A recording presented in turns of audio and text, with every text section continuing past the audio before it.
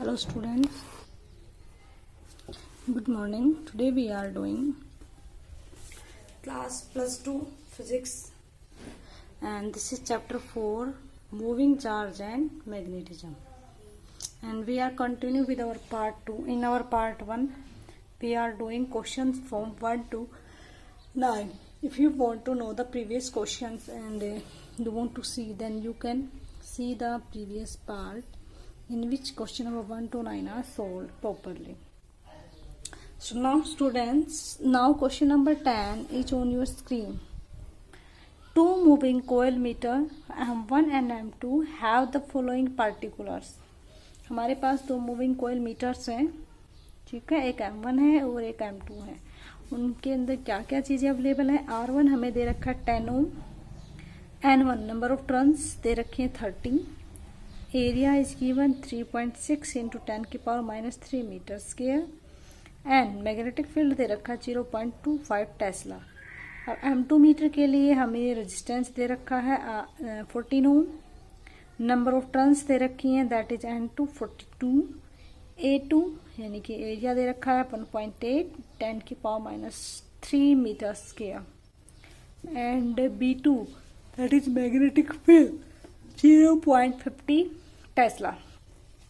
The spring constants are identical for the 2 meters. जो spring constant है that is K, वो क्या है, सेम है दोनों के लिए. हमें क्या फाइंड आउट करना है, डिटरमाइन द रेशियो. हमें रेशियो निकालना है करंट सेंसिटिविटी का और वोल्टेज सेंसिटिविटी का, M2 एंड M1 का. चलो बेटा इसको सोल्व करते हैं. If you want to know about current sensitivity and voltage sensitivity then you can see the previous parts of these videos of class 12 chapter 3. ठीक है बेटा, अब यहाँ पे हम इसको डायरेक्ट सोल्व करेंगे. So this is the solution of question number 10. So what we are having two meter that is M1 and M2. M1 में हमें रेजिस्टेंस क्या दिया हुआ है, M1 में R1 is given, N1 is given, A1 B1. Okay, these all things are given, and R1 is here 10 ohm, number of turns 13, area is 3.6 into 10 की power -3 meter square, and magnetic field is 0.25 Tesla. Okay, for M2 that is R2, N2, area 2 and magnetic field. Resistance 14 ohm and N2 is 42, area is 1.8 into 10 की power -3 meter square, and magnetic field 0.50 Tesla. और इसने कहा था कि जो spring constant हमारा है वो सेम है, तो इसका जो स्प्रिंग कांस्टेंट मान लो K है तो इसका भी वही रहेगा स्प्रिंग कोण. ये कंडीशन हमें दी हुई है. तो हमें क्या निकालना है, current sensitivity and voltage sensitivity.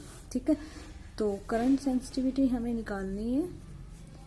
Current sensitivity को एक्सप्लेन में हमने पीछे किया हुआ है, तो यहाँ पे हम ज़्यादा डीपली इसके बारे में बात नहीं करेंगे, हम डायरेक्ट इसको सोल्व करेंगे. तो ये हो जाएगा NBA/K. ठीक है, तो हम करंट सेंसिटिविटी निकालते हैं और हमें इनका रेशियो में निकालना है. ओके, तो ये करंट सेंसिटिविटी स्टैंडर्ड फॉर्मूला है. तो अगर हम IS1 के लिए निकालेंगे करंट सेंसिटिविटी तो क्या हो जाएगा अपना N1 B1 A1/K1, और ऐसे ही दूसरे वाले के निकालेंगे तो क्या हो जाएगा अपना N2, जिसको हमने ये स्मॉल N1 से लिया हुआ है. ठीक है, इसको ही इसने मैंने स्मॉल N1 भी बोल सकते हो आप, that's not a big deal. ठीक है, N2 B2 A2/में K2. ठीक है बेटा, तो इसका ये दिया हुआ है. ओके, उसके बाद हम इसका रेशियो निकालते हैं. हमें क्या निकालना है, रेशियो निकालना है. तो IS2 upon I S one. तो हम इन दोनों इक्वेशंस को क्या कर देंगे, डिवाइड कर देंगे। डिवाइड करने के बाद we are getting N2 B2 A2 upon K2 divided by N1 B1 A1 upon K1। ठीक है, अब हम सबकी वैल्यूज पुट करेंगे। तो यहाँ पे पुट करते हैं ताकि हमें कट करने में भी इजी हो जाए। तो we have to put 42 into what is our magnetic field, that is 0.50 and area is 1.8 into 10 की power -3 upon में K, and this is our 30 into 0.25 into magnetic field is 3.6 into 10 की power -3 and upon में के। अब इसको हम solve करते हैं। तो देखो बेटा, दिस इज 2 जा 18, 2 जा 36, 10 की पावर -3 से कैंसिल आउट, के से के कैंसिल आउट हो जाएगा, 2 से 2 कैंसिल आउट हो जाएगा, और 6 7 जा 42 और 6 5 जा 30। ठीक है, तो हमारे पास बचा 7/5। इसको हम सोल्व करेंगे। 5 1 जा 5, 5 4 जा 20। तो ये हमारे पास आ गया ratio of current sensitivity IS2 upon IS1। ठीक है, hope this is clear to you students. Now we are finding the ratio of voltage sensitivity.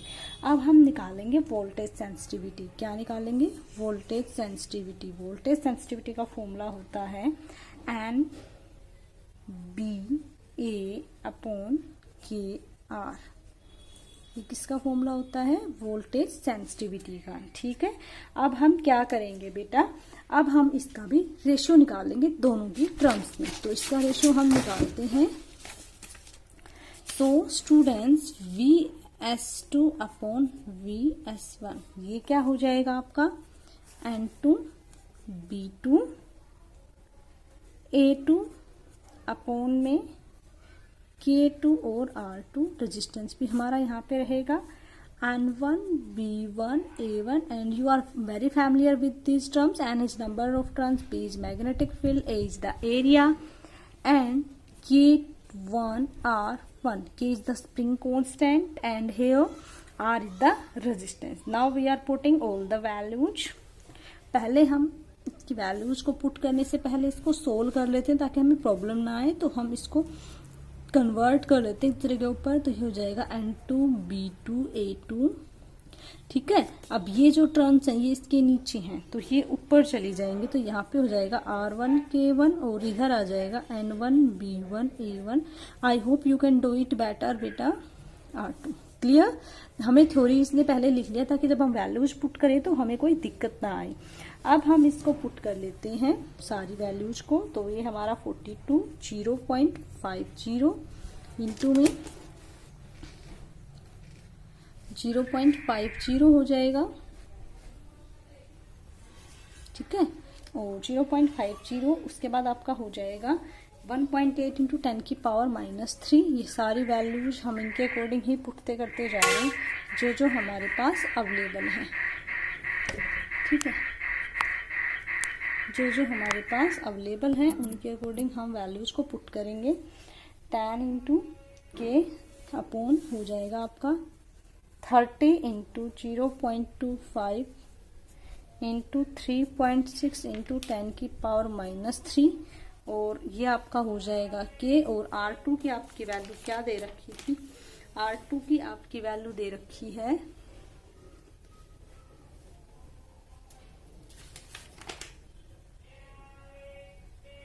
R2 की वैल्यू हमें दी हुई है बेटा 14 ओम। ठीक है, ये हमें वैल्यूज दे रखी हैं। अब इनको सोल्व करते हैं बेटा। एक बार हम क्रॉस चेक कर लेते हैं क्या हमारी वैल्यूज ठीक है। 42 0.50 एंड 1.8 10 की पावर -3 इंटू 10 इंटू के 30 इंटू 0.25 3.6 इंटू 10 की पावर -3 इंटू के इंटू 14। चलो अब इसको हम कट करते हैं। कुछ कट हो रहा है तो कट कर देंगे। तो बेटा ये देखो आप, ये 2 जा पे जा रहा है, ये भी 2 जा पे 10 की पावर से कैंसिल आउट, के से के कैंसिल आउट हो जाएगा। 6 5 जा 30 एंड 6 7 जा 42। ओके, ये भी आपका 5 से कट हो जाएगा, 5 2 जा 10, 2 से 2 कैंसिल आउट, 2 7 जा 14 और 7 से 7 cancel out. Oh my God, ये तो सारा ही कट हो गया। हमारे पास आंसर आया 1। ठीक है बेटा, तो ये हमारे पास क्या हो गया, this is the solution of question number 10. Okay, now we are doing question number 11.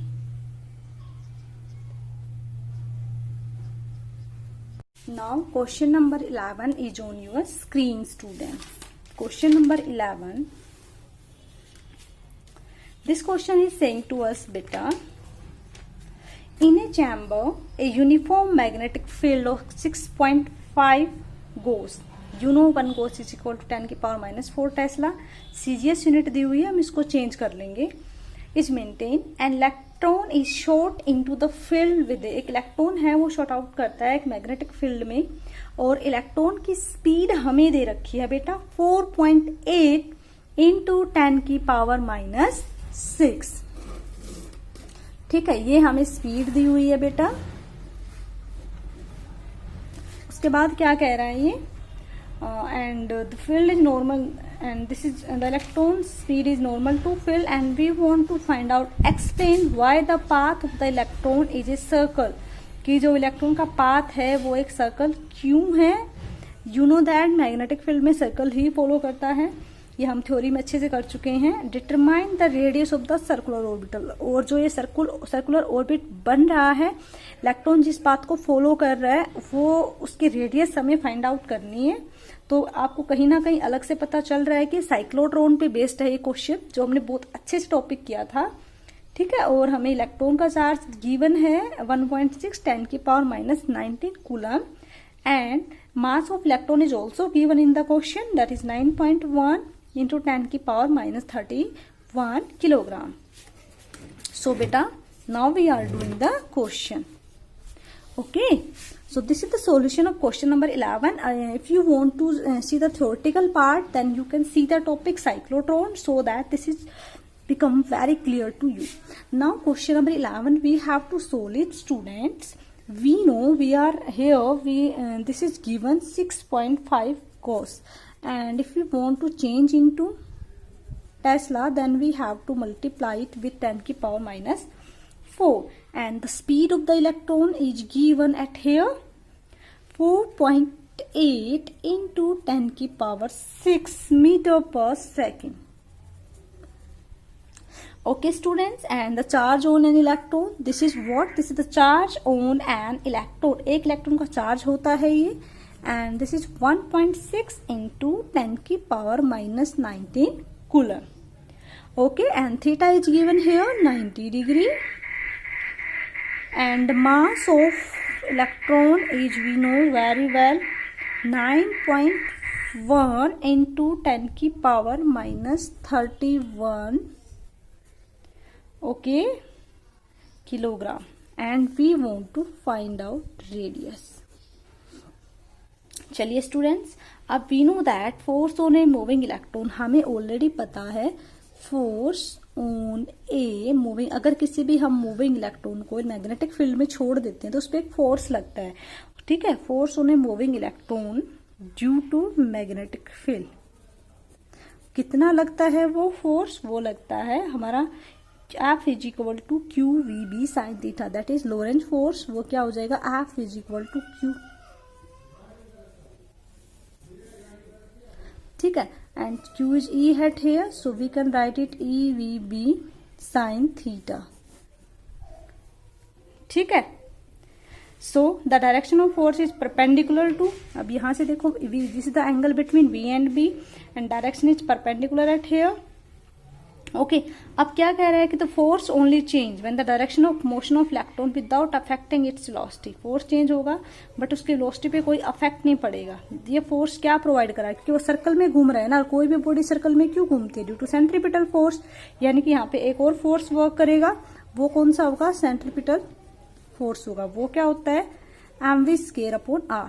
अब देखो ये भी हमारा एक फोर्स है, ये मैग्नेटिक फोर्स है, सेंट्रीपिटल फोर्स है, तो इन दोनों को हम क्या करेंगे, कंपेयर तो ये हमारा हो जाएगा q e v B sine theta is equal to m v square by r. ठीक है, ये हमारे पास हो जाएगा और यहां से हम आर की वैल्यू फाइंड आउट करेंगे। तो थीटा यहाँ पे कितना है हमारा 90 डिग्री, तो e v B sine 90 degree is equal to 90 क्या हो जाएगी 1 हो जाएगा, 1 होता है ना। तो e v B is equal to m v square by r. यहां से हम इसकी वैल्यू निकालेंगे तो ये क्या हो जाएगा, v से v कैंसिल आउट हो जाएगा। तो हमारे पास r की वैल्यू आ जाएगी, r हमारे पास हो जाएगा mv अपॉन बी। ठीक है, और ये सारी चीजें हमारे पास है, मास भी अवेलेबल है, वेलोसिटी भी अवेलेबल है, b is also available and e is also available. तो इन सबकी हम क्या करते हैं, वैल्यूज को पुट कर देते हैं। चलो इनकी वैल्यूज पुट करते हैं बेटा। So r is equal to 9.1 into 10 की पावर माइनस 31 इंटू 4.8 इंटू 10 की पावर 6 अपॉन में 6.5 10 की पावर माइनस 4 इंटू 1.6 इंटू 10 की पावर माइनस 19। बेटा जब भी इस तरीके का कोई क्वेश्चन हो ना, हमेशा कोशिश करो पहले जो टेंस की पावर्स होते हैं इनको सॉर्ट आउट करो आप सबसे पहले, बाकी चीजों को हम बाद में संभालते हैं। 9.1 इंटू 4.8 अपॉन में 6.5 इंटू 1.6। ओके, अब देखते हैं। चलो ऊपर कितना हो जाएगा 10 की पावर माइनस 25, नीचे कितना हो जाएगा 10 की पावर माइनस 23। ठीक है, अब इनकी पावर्स को अगर हम सोल्व करते हैं तो ये ऊपर चली जाएगी तो कितना हो जाएगा 10 की पावर माइनस 25 प्लस 23। तो ये हमारे पास आ गया 10 की पावर माइनस 2। तो 10 की पावर का तो सॉल्यूशन हो गया। चलो अब इसको सोल्व करते हैं। तो बेटा देखो यहाँ से ये पॉइंट तो सारे कैंसिल आउट हो जाएंगे। ठीक है, अब किसी से कट रहे हैं तो देख लेते हैं, तो पॉइंट सारे कैंसिल आउट हो जाएंगे। तो ये हमारे पास बचेगा 91 इंटू 48, 65 इंटू 16 इंटू 10 की पावर माइनस 2। ठीक है, ये हमारे पास बचा बेटा। अब 16 3 जा 48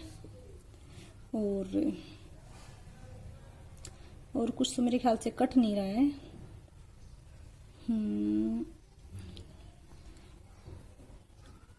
13 से कट रहा है, 13 5 जा 65, 13 7 जा 91 और नहीं कट रहा कुछ भी। तो ये हो जाएगा 21/5 इंटू 10 की पावर माइनस 2 और इसको हम कट करेंगे तो 5 4 जा 20, 5 2 जा 10 इंटू 10 की पावर माइनस 2। ठीक है, so this is the solution और ये हमारा आया है मीटर में। If you want to convert it into centimetre तो 10 की पावर माइनस 2 है, इसको इसमें से ही डिवाइड करना पड़ेगा तो ये हमारा कन्वर्ट हो जाएगा सेंटीमीटर में। ठीक है, दिस इज यूर चॉइस, आप जिसमें करना चाहो कर सकते हो। Now question number 12 is on your screen. So question number 12 is saying to us students, in question 11 obtain the frequency of revolution of electron. देखो 11 से ही रिलेट किया है इसने, कहा है जो क्वेश्चन नंबर 11 आपने सोल्व किया है उसी में आपको क्या निकालनी है, रिवॉल्यूशन ऑफ इलेक्ट्रॉन। जो इलेक्ट्रॉन घूम रहा है ना सर्कुलर ऑर्बिट, पिछले वाले में तो हमें रेडियस निकलवाई थी, अब हमसे क्या निकलवा रहा है ये फ्रीक्वेंसी ऑफ रिवॉल्यूशन निकलवा रहा है। ठीक है, चलो निकाल देते हैं। वही साइक्लोट्रॉन पे बेस्ड क्वेश्चन है। Does the answer depend on the speed of the electron. और आपको ये भी बताना है कि जो हमारे पास आंसर आएगा क्या वो इलेक्ट्रॉन की स्पीड पे भी डिपेंड करेगा। चलो देखते हैं, सोल्व करते हैं, इसको एक्सप्लेन भी करते हैं।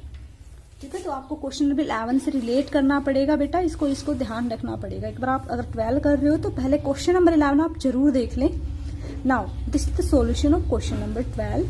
Solid students, we know that BeV हमने अभी करा था mv स्क्वायर बाय r। यहां से हमने इसको कट कर दिया था तो ये हमारा एक v बचा था और जब हमने इसको सोल्व किया तो हमारा आया था mv अपॉन r हमारा आया था। And this is the linear velocity and here he want to find out the frequency of revolution, so we have to change it and we know that this is v is equal to r omega, so I have to convert it into angular frequency. This is r, Okay, and this r is cancel out, then this is become be is equal to m omega upon m omega. ठीक है, b is equal to m omega, and we can write it also because we want to know the frequency. m is equal m 2 pi mu. ठीक है, omega क्या होता है ये मैं आपको दोबारा से एक्सप्लेन कर देती हूँ, वैसे हमने करा हुआ है। ओमेगा 2 पाई अपॉन टी होता है, और इसको हम ऐसे भी लिख सकते हैं 1/2। ये किसको शो करता है, फ्रीक्वेंसी को, तो ये हो जाएगा 2 पाई में। इसी चीज को मैंने यहाँ पे यूज किया है। ठीक है बेटा, तो यहाँ से हमें म्यू यही निकालनी है, एंगुलर फ्रीक्वेंसी। तो म्यू हम निकाल लेंगे, सॉरी फ्रीक्वेंसी सिंपल। तो यहाँ से म्यू हो जाएगा हमारा BE upon 2 pi m। Values हम वही यूज करेंगे। B हमें पता है अकॉर्डिंग टू क्वेश्चन नंबर 11। ठीक है, B हमें पता है, E हमें पता है, 2 पाई m भी हमें पता है। तो हम सबकी वैल्यूज को पुट कर रहे हैं बेटा। दिस इज 6.5 10 की पावर -4 इंटू 1.6 इंटू 10 की पावर -19। काफी इजी क्वेश्चन है, अगर आपको साइक्लोटोन अच्छे से आता है तो आप इजीली इसको कर लोगे। 2 इंटू 22/7 है, तो इसका 7 ऊपर ले जाते हैं, इंटू 9.1 इंटू 10 की पावर -31। तो मैंने आपको क्या बोला, पहले हम 10 की पावर को सॉर्ट आउट करते हैं। तो 10 की पावर -4 और -19 कितना हो जाएगा, और ये देखो इनके पॉइंट्स भी कट आउट हो रहे हैं, एक ही हो रहा है दूसरा नहीं हो रहा है। तो ये हो जाएगा 65 इंटू 10 की पावर -23 इंटू 1.6 इंटू 7। ये बचेगा 2 इंटू 22 इंटू 91 इंटू 10 की पावर -31। ठीक है, तो ये -31 है, ऊपर जाके +31 हो जाएगा। तो ये हमारे पास आ रहा है 65 इंटू 1.6। इसको हटा के इसका अगर इसका हम 10 लगाते हैं, ठीक है, तो ये हो जाएगा 10 की पावर -24 प्लस 31 ऊपर आ गया, इंटू में 7 और अपोन में बचेगा 2 इंटू 22 इंटू 91। ठीक है, और जब इसमें से ये जाएगा तो ये कितना हो जाएगा,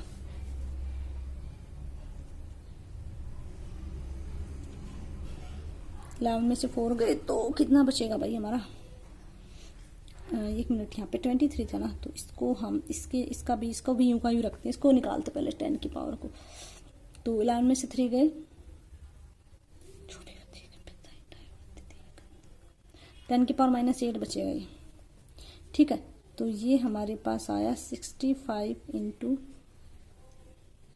1.6 इंटू 10 की पावर। सो बेटा नाउ दिस इज 65 इंटू 1.6, और इसका अगर हम पॉइंट हटाएंगे तो यहाँ पे हमारी पावर आ जाएगी 10 की पावर 7। ठीक है, इंटू 7, 2 इंटू 22 इंटू 91, इन सबकी हम मल्टीप्लाई करते हैं। 65 इंटू, ये पॉइंट हमने हटा दिया, इंटू 16 इंटू 7। तो हमने इसको मल्टीप्लाई करा क्या, 65 इंटू 16 इंटू 7 इंटू 10 की पावर 7, और नीचे क्या है 42 इंटू 91। इनको हमने जब मल्टीप्लाई करा तो हमारे पास आया 7280 इंटू 10 की पावर 7, और नीचे आया 4004। ये कैलकुलेटर की हेल्प से हमने किया, आप भी कर सकते हो या वैसे भी कर सकते हो, आपकी अपनी चॉइस है। जब हमने इसको इससे डिवाइड किया तो we have to get 1.81 into 10 की पावर 7।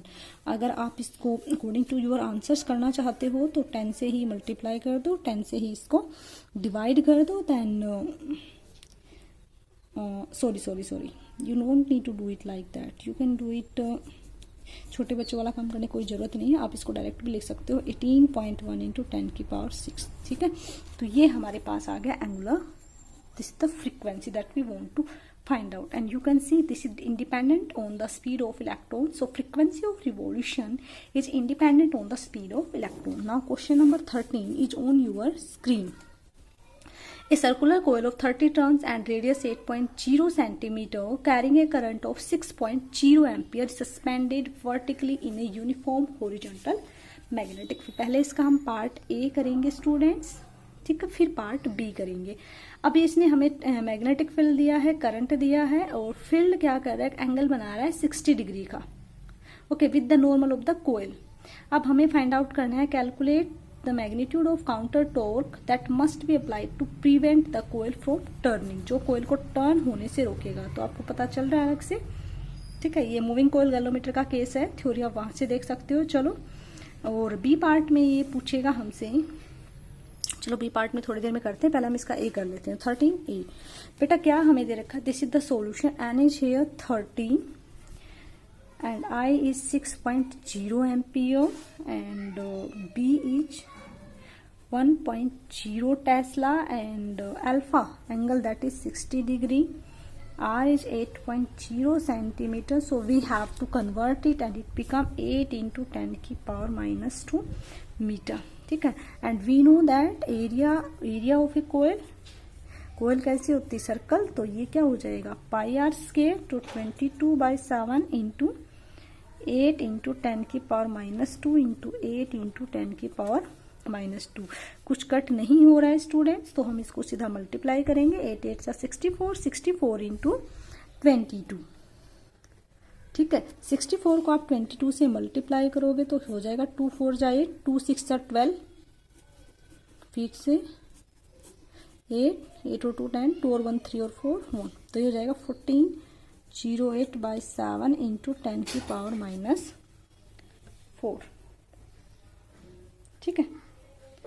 और इसको जब हम इससे कट करेंगे तो ये आ जाएगा 7 2 जा 14, 0 7 1 जा 7 इंटू इतना कुछ अप्रोक्सीमेट आ जाएगा। और अगर हम इसकी पावर्स को मीटर मतलब चेंज करेंगे तो ये हमारे पास हो जाएगा 2.01 इंटू 10 की पावर माइनस 2 मीटर स्क्वायर, अगर 2 की पावर्स में लेना चाहेंगे तो, ठीक है।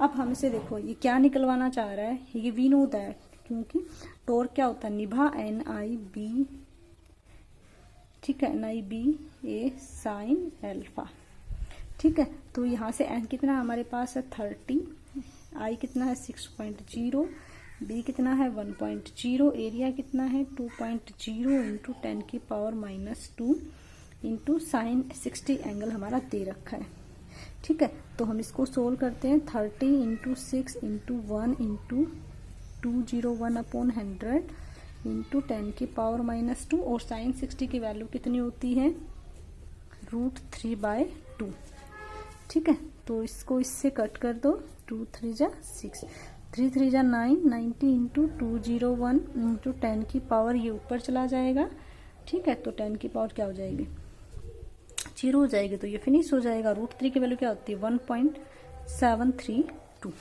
अब इन सबको हम क्या करेंगे, मल्टीप्लाई करेंगे, ठीक है। सो मल्टीप्लाई करने के बाद we have to get 3.133 newton metre, ठीक है। ये हमारे पास आ जाएगा बेटा।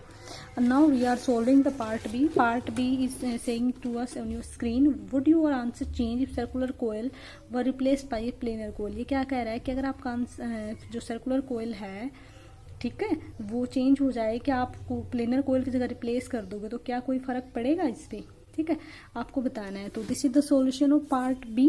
ये क्या कह रहा है, since we know that torque on a planar loop does not depend on shape, ठीक है। जो टॉर्क है हमारा on a planar loop does not depend on shape, not depend on shape, ठीक है, शेप पे डिपेंड नहीं करता है। In case of area of loop, okay, same, अगर आपका जो एरिया ऑफ लूप है सेम है तो टॉर्क भी क्या रहेगा आपका, अनचेंज रहेगा, टॉर्क भी आपका चेंज नहीं होगा। सो this is all about the NCERT textual numericals, and in our part 3 we are discussing additional exercise of this chapter, ठीक है। So students, wait for the 3 parts, and in the 3rd part we are doing more interesting questions. So hope this is very helpful for you. Thank you so much.